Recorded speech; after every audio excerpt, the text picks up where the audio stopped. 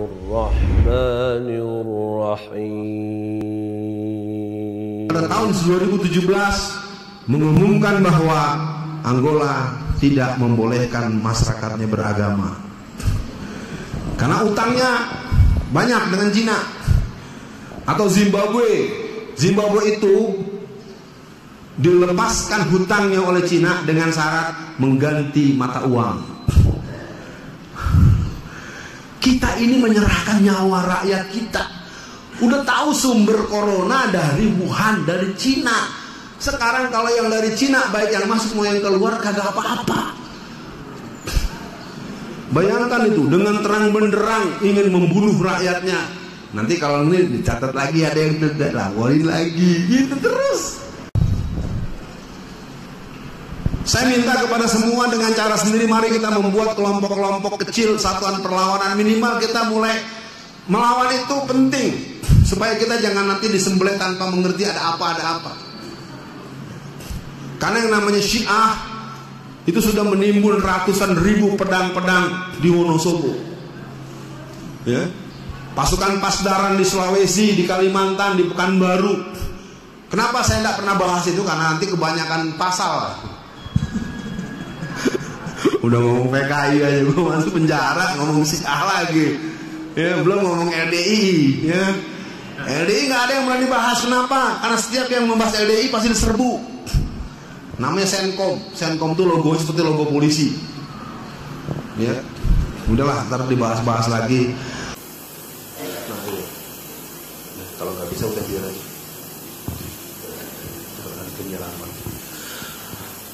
Pertama, buat para jamaah, hari ini tentu kita tetap pada posisi berserah kepada Allah Subhanahu wa Ta'ala.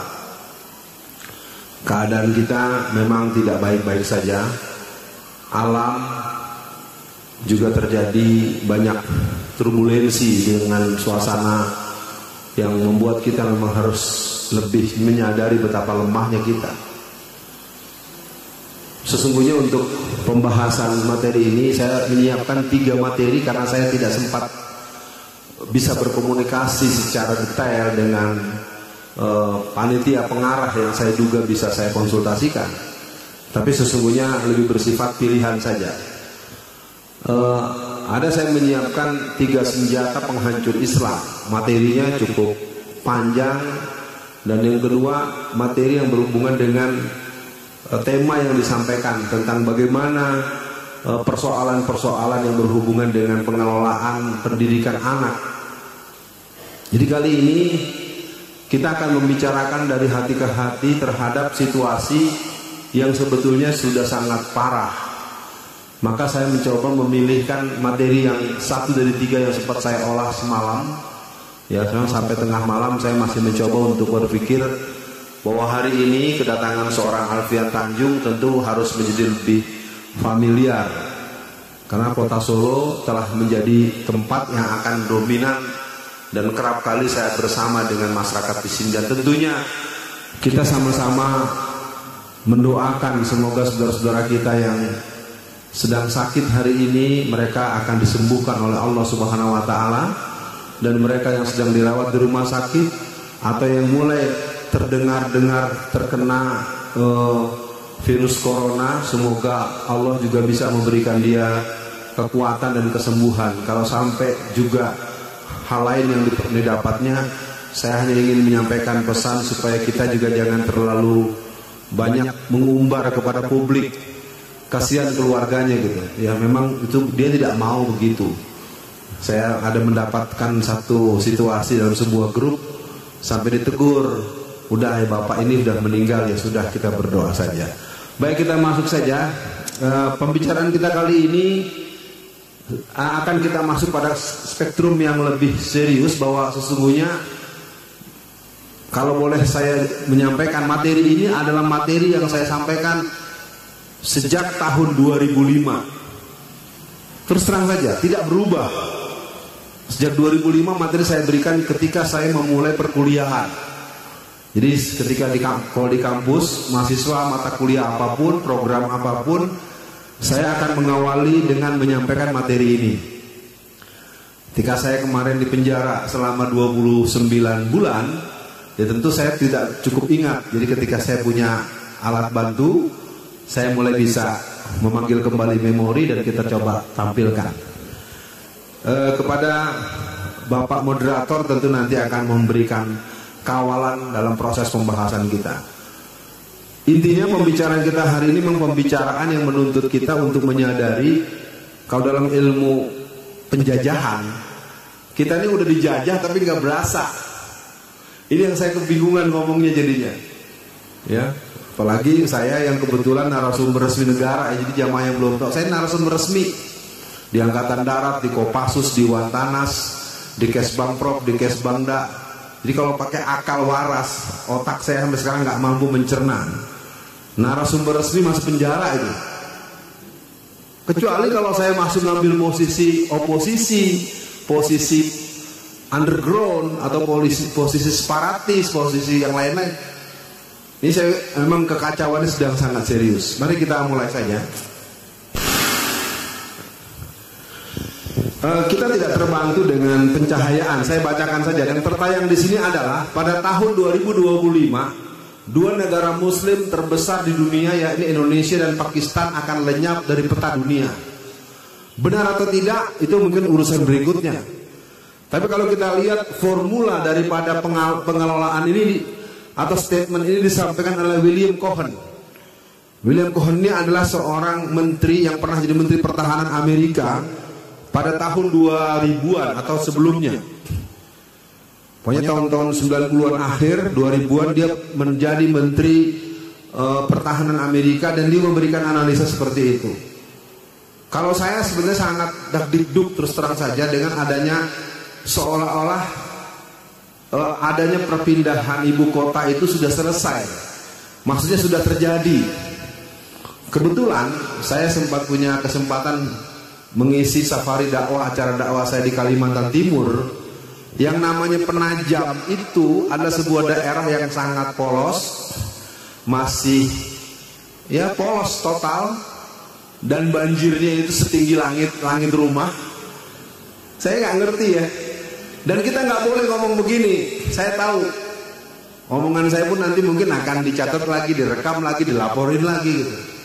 Saya cuma heran aja kenapa kok kita tega gitu. Ya, oke, saya tidak mau bahas itu karena memang penjajahannya sedang berlangsung. Saya ulang saja. Pada tahun 2025, dua negara Muslim terbesar di dunia, yakni Indonesia dan Pakistan, akan lenyap dari peta dunia. Saya tidak bisa menjelaskan karena ini memang ada program NDI, ya, yaitu 2015, 2020, 2025, 2030. Dan bahasan kita bukan ini. Kita akan coba memahami ada apa dengan negeri kita dan selanjutnya kita perlu memahamkan. Yang pertama, Indonesia kita di persimpangan jalan. Secara tulus saya katakan, apa yang saya sampaikan ini adalah sudah saya bahas sejak 15 tahun yang lalu. Kadang-kadang saya kalau buka-buka materi ini lucu nih.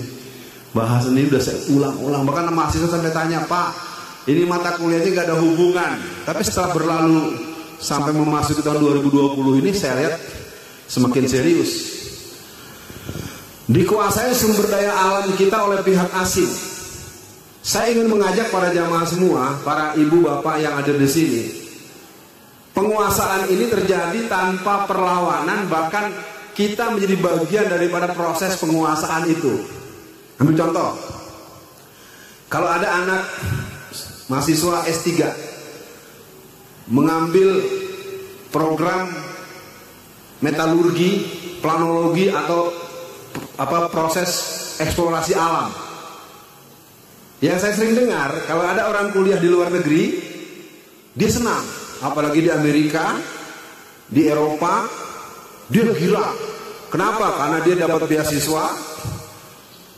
Bahkan ada teman saya pernah saya tahu dia diberikan biaya hidup 2 miliar selama 1 tahun. Terdengar besar, tapi dia membuat disertasi program karya ilmiah akhir S3-nya itu adalah memuat tentang peta tambang emas Indonesia. Wah, saya bilang kalau goblok itu. Akibatnya apa? Dia nggak ngerti, dia lagi dikerjain. anaknya suruh datang, dikasih uang 2 miliar per tahun, rumah mewah, pokoknya pusat penghinaan, wah mewah. Selesai dia buat disertasi itu dikasih nilai A. Kalau dulu 100, pangkat 100. Nggak ngerti, saya ingin katakan pada semua yang hadir di sini. Negara-negara Eropa itu, apalagi sekarang kita sudah dapat gelar negara maju. Ya. Kalau orang nggak ngerti strategi lawan, girang. Ketika kita mempunyai posisi negara berkembang alias negara miskin, konsesi atau prosentase pengiriman barang kita keluar itu cuma kena ces 5%.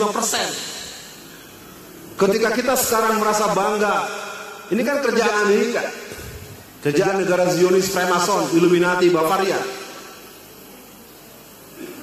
Ini pemerintahnya lagi rumongso. Negara kita negara maju. Padahal dengan menjadi negara maju itu, sekarang proses konsesi dan persentase pembayaran ekspor itu maju 20%. Wah, saya nggak paham. Memang karena kita tidak terlatih dengan diplomasi internasional, pola relasi politik internasional, akibatnya ya sudah. Yang pertama, udah jeblos. Apa mau diomong sekarang? Freeport itu adalah sebuah sumber daya tambang emas yang dikelola sejak tahun 1958 oleh sebuah perusahaan Amerika. Sejak tahun 1962 sampai 2012 dia mendapatkan keuntungan 362,350.12. Indonesia cuma dikasih 1%, dan itu pun dibancak oleh partai-partai penguasa. Aparat-aparat itu dapat jatah 56 miliar per tahun. Rakyat-rakyat dari tepi-tepi di Riyadh itu yang pakai koteka itu cuma mengambil serpihan-serpihan aja, kalau ketahuan langsung ditembak di tempat. Bukan zaman dulu, saiki, zaman sekarang. Kemarin ketika terjadi peralihan 51-40 itu bohong, baru mau dibahas. Saya nggak ngerti ya, negeri ini tololnya tolol nasional itu. Barang yang belum selesai, belum dibahas, belum ketok palu. Sejak tahun 60-an sampai tahun 2010-2011 itu kita cuma dapat 1%. Sekitar 2011 DPR itu mengkomplain pada PT Freeport. Gagah telah melakukan proses pembelaan pada hak-hak rakyat. Naiknya berapa? 3,75%. Kedengarannya enak. Dulu dari sejak dieksplorasi sumber daya emas, ini baru bicara Freeport. Kita belum bicara yang di Sulawesi Utara, belum di Nusa Tenggara Barat, belum yang terbaru di Halmahera. Jadi negara ini ancur-ancuran. Saya tidak bisa membahasakan kecuali memang penjajahan ini berjalan. Makanya saya tidak pernah mau bosan kalau di mana ada kelompok yang saya anggap akan berteman dengan saya dalam jangka panjang. Gue kasih tahu dulu kalau bahasa Betawi, gue kasih tahu nih, kita ini udah dicek. Bahkan lucunya kalau secara ekstrim, seperti ada seorang ayah, anak gadisnya mau diperkosa orang, dia bukan belain anaknya, malah ikut megangin tangan anaknya. Maaf ya, mudah-mudahan jamaah jangan menganggap saya ngomong cabul, udah keterlaluan, gobloknya nasional. Dan kita memang tidak punya pengetahuan apa-apa. Ketika 1% dapat diperoleh, kemudian beralih 3,75%, yang terjadi adalah tidak pernah diberikan seperak pun. Terus terang saja kalau mau tuh, kita tuh dalam berbagai event kalah terus. Kita di rumah sendiri, kita dijajah, kita dirampok. Nah makanya orang-orang model saya ini memang terus diganggu terus. Dikit-dikit dilaporin polisi, dikit-dikit laporin polisi. Karena saya bukan gerakan apa, ya. Posisi saya posisi resmi, diminta resmi oleh negara untuk jadi narasumber. Yang kedua, berkembangnya pola dan gaya hidup yang berakar pada ideologi sekuler, liberal, pluralis. Ini yang jadi persoalan kita hari ini, serius sekali. Pandangan-pandangan yang sifatnya dikit-dikit, oh jangan bobo agama, dikit-dikit agama musuh Pancasila. Apalagi Nah, pandangan-pandangan inilah yang sebetulnya membuat kita jadi sulit. Misalnya acara hari ini. Acara hari ini tentu tidak bisa dibantah. Menjadi hadir sebanyak ini cukup disebabkan karena edaran Kementerian Agama. Saya baca juga. Tapi kita berserah kepada Allah. Semoga seluruh yang hadir di sini sehat-sehat saja.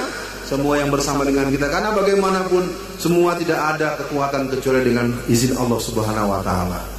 Ya, ini penting buat kita pahami juga. Kalaupun ada yang mencoba bersikap secara sepihak, tolonglah Anda pahami. Kita akan bilang, kalau sampai kita punya acara dipersoalkan bahkan dibubarkan, bubarkan mall. Karena mall tetap rame. Selama mall masih rame, pusat perbelanjaan masih rame, jangan pernah kita mau dibubarkan. Ya, kita kan lawan, gitu ya moderator ya. Saya ngambil bocoran dikit ini ya. Tadi ngobrol-ngobrol dengan moderator. Yang ketiga, penguasaan sentra-sentra strategis bangsa kita oleh tirani minoritas. Mungkin saya harus mulai bicara dalam artian kekeluargaan. Sekitar tahun 2010, saya pernah berbisnis telur asin. Kesannya kecil, tapi karena kebetulan memang saya juga orang Padang. Tahu Padang Pak ya? Ente orang Padang juga rupanya ya? Nih duo Padang nih, gimana ceritanya nih? Tapi orang Solo nggak merasa dijajah kan ya? Ini duo Padang gitu. Waktu itu kita produksi telur asin. Karena memang saya relatif sudah luas jaringan, ada telur itu berkembang cepat. Ketika permintaan semakin banyak, saya tidak bisa beli telur. Dari 350 peternak itik, kuyuk, entok, soang atau sejenisnya, unggas-unggasan itu 350 peternakan, satu pun tidak ada yang bisa kita beli. Kenapa? Karena setiap peternakan itu sudah dikunci oleh para pengusaha-pengusaha Cina. Yang ini 35 juta, 20 juta. Nah, ini penyakit petani-petani di kampung-kampung tuh, kalau sudah pegang uang 25 juta, 30 juta, pertama apa? Beli motor. Akhirnya duitnya nggak ada lagi. Padahal itu kan niatnya untuk beli pakan, buat apa? Buat pengembangan. Akibatnya, nggak mau tahu lu punya utang sama maka kalian kaki punya telur, lu aja telur lu kasih gue tiap kali. Akhirnya ketika saya pernah kan terus terang saya kembangkan, waktu itu saya kembangkan menjadi supplier telur ke pedagang-pedagang martabak telur segala macam. Ditantang sama pedagang, Ustaz, kalau bisa datangkan 200 butir setiap malam, saya langganan. Ternyata satu pun susah Pak. Karena setiap datang ke situ nggak bisa, semua takut karena dia di sini 25 juta, 15 juta, 35 juta, 40 juta. Akhirnya pengembalian itu diekuivalenkan dengan uang yang 35 juta itu harus bayar dengan telur, dan harga telurnya ditentukan oleh si pembeli. Ini saya harus buka satu yang kecil-kecil dulu, karena kalau kita teruskan nanti ini banyak hal. Oke ya. Komunitas mayoritas umat Islam masih menjadi budak di negeri sendiri. Saya pernah menjadi ketua Majelis Syuro 5.000 masjid Tangerang Raya. Yang sampai sekarang saya itu marah setiap ada konflik, apakah dengan pendeta gara-gara kasus agama, apakah dengan orang Hindu Buddha gara-gara soal kandang babi. Pokoknya kalau ada keributan antara kelompok Islam dengan kelompok yang bukan Islam, mesti yang ditangkap polisi yang Islam. Otak saya nggak ngerti, beneran asli. Satu hari sekitar tahun 2008 ke rumah saya dikirimkan BAP penangkapan ketua masjid. Ceritanya bermula daripada ketika pemuda gereja datang ke masjid, entah tujuannya apa, diawali dengan dia menggergaji gembok masjid. Gerbang masjid di luar tuh digergaji sama jam 2 pagi. Masuklah dia ke tengah masjid menggunakan motor. Kalau istilah anak-anak itu ngetrek gitu kan. Karena saya tanya sama Pak Moderator, kalau ada orang masuk masjid naik motor ngetrek, diapain? Ya oke, paling tidak kita tempeleng kan. Tempeleng itu di pasal. Karena ketika anak itu masuk ditempeleng, pihak gereja langsung cari polsek terdekat, ditembak dengan duit 200 juta. Jadi berbalik. langsung konferensi pers, anarkis, telah terjadi pemukulan. Masyarakat kan tahunya yang di koran, sama dengan yang dialami oleh FPI. Ya, saya ini badan ahli front, saya di DPP pusat FPI itu saya badan ahli, kalau kata bahasa bagian tim pemikir. Kita kadang-kadang belum bisa menjelaskan pada masyarakat. Yang terjadi gini, ketika FPI menegur sesuatu, kita kirimi surat, kita kasih tahu melanggar pasal sekian, kita beritahu melanggar ayat ini, undang-undang pasal sekian. Belum sampai langsung dihadang oleh preman-preman yang berbayar, baik dengan samurai, baik dengan linggis, segala macam. Kita datang baik-baik, disikat dengan golok, dengan linggis, dengan pedang, segala macam. Ketika kita membalas, langsung keluar televisi, pemirsa, inilah dia Front Pembela Islam telah sedang melakukan gitu. Masyarakat nonton yang ini kan, dia nggak tahu bahwa sebelumnya kita udah datang baik-baik, diserbu. Nah, proses permainan seperti itu terus menerus. Nah, saya ajak para jamaah semua, nanti kita akan kembali ke rumah kita masing-masing.